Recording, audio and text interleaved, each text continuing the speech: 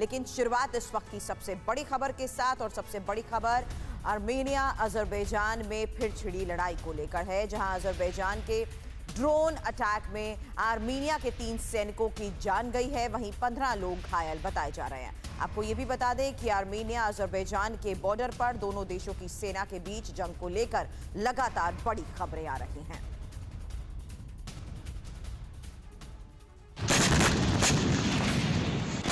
करीब 1.5 साल बाद फिर से अजरबैजान और आर्मेनिया का वॉर फ्रंट खुल गया है। दोनों के बीच फिर से जंग छिड़ गई है। आर्मेनिया में अजरबैजान की तरफ से जबरदस्त बमबारी की खबर है। अजरबैजान ने आर्मेनिया के कई मिलिट्री ठिकानों को उड़ा डाला है। अजरबैजान के इस हमले में 3 आर्मेनियाई सैनिक भी मारे गए हैं, जबकि 15 घायल बताए जा रहे हैं। सभी घायलों को स्टेपन आर्कट सैन्य अस्पताल में भर्ती किया गया है। दोनों के बीच ये विध्वंसक जंग लाचिंग कॉरिडोर में जारी है। नागोर्नो काराबाख इलाके में भी कई हमले किए गए हैं, जिसके बाद अजरबैजान ने एक बार फिर आर्मेनिया के कई अहम ठिकानों पर कब्जे का दावा किया है। दोनों के बीच ये जंग 1 अगस्त से जारी है। अजरबैजान का कैलिबर मिसाइल और ग्रेनेड लॉन्चर से आर्मेनिया पर अटैक जारी है। कई ड्रोन स्ट्राइक भी किए गए हैं। अजरबैजान के हमले के बाद आर्मेनिया ने दुनिया से मदद मांगी है। आर्मेनिया ने दुनिया से अजरबैजान को रोकने की अपील की है। नागोर्नो काराबाख में अजरबैजान ने सीज फायर तोड़ा है, यह कहना है रूस का। नागोर्नो काराबाख में संघर्ष विराम कर बातचीत करे दोनों देश। यूरोपीय यूनियन ने दोनों देशों को सलाह दी है।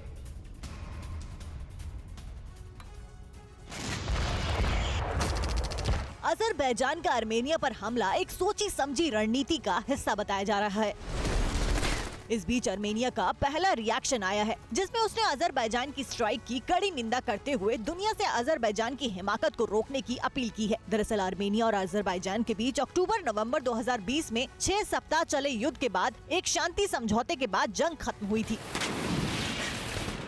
फिलहाल करीब 5 महीने से ज्यादा समय से रूस यूक्रेन के साथ जंग में फंसा है। इसका फायदा उठाते हुए अजरबैजान ने एक बार फिर से अपना दबाव बढ़ाना तेज कर दिया है। इधर अजरबैजान के हमले पर रूसी रक्षा मंत्रालय भी एक्शन में आ गया है। यूरोपीय संघ ने आर्मेनिया और अजरबैजान से नागोर्नो काराबाख में संघर्ष विराम और वार्ता पर लौटने का आह्वान किया है। अपने एक बयान में रूस ने भी कहा है कि अजरबैजान ने नागोर्नो काराबाख में सीज फायर तोड़ा है। यूक्रेन से जंग में रूस के काफी सैनिक और हथियार मुकाबले में लगे हैं। यूक्रेन के कई हिस्सों से रूस को पीछे हटना पड़ रहा है। ऐसे में रूस 2 नाव में सवारी नहीं करना चाहता है। और अजरबैजान ने तो अब कल आर्मेनिया पर हमला किया ही, लेकिन अजरबैजान भविष्य में फिर से हमला कर सकता है और इसका अंदेशा आर्मेनिया को शायद पहले ही हो गया था। इसलिए अजरबैजान का मुकाबला करने के लिए आर्मेनिया ने पहले ही युद्ध स्तर पर मुकाबला करने के लिए तैयारियां शुरू कर दी थी। अब 1 मिनट की ये पूरी रिपोर्ट देखिए।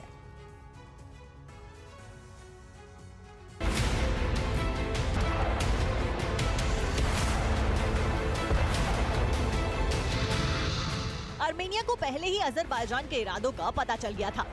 युद्ध की आशंका के मद्देनजर करीब हफ्ते भर पहले ही आर्मेनिया ने भारत से मदद की गुहार लगाई है। आर्मेनिया के एक रक्षा प्रतिनिधि मंडल ने भारत का दौरा किया और लड़ाकू ड्रोन और अन्य हथियार खरीदने की संभावनाओं पर बात की। आर्मेनिया ने ड्रोन विमानों की गुहार इसलिए लगाई थी क्योंकि नागोर्नो काराबाख में अजरबैजान के हाथों इसकी कमी की वजह से काफी नुकसान उठाना पड़ा था। साल 2020 में काराबाख की जंग में तुर्की में बने TB2 ड्रोन ने जमकर तबाही मचाई थी। अजरबैजान ने इसका खूब इस्तेमाल किया था। इस जंग में करीब 5000 लोग मारे गए थे। दोनों देशों के बीच 26 अक्टूबर 2022 को सीज फायर हुआ, लेकिन आर्मेनिया अजरबैजान के युद्ध और रूस यूक्रेन के बीच छिड़ी लड़ाई ने इसका पैमाना बदल कर रख दिया है। भारतीय सेना के लिए इंफॉर्मेशन टेक्नोलॉजी आधारित युद्ध पैटर्न पर काम करने वाले एक्सपर्ट का कहना है कि अमेरिका, इजराइल, ईरान, तुर्की समेत कुछ देशों के ड्रोन तकनीक की मांग काफी बढ़ गई है। सैन्य क्षमता में इजाफे के लिए तुर्की के ड्रोन बेरक्तार का इस्तेमाल दुनिया के 14 देश कर रही हैं।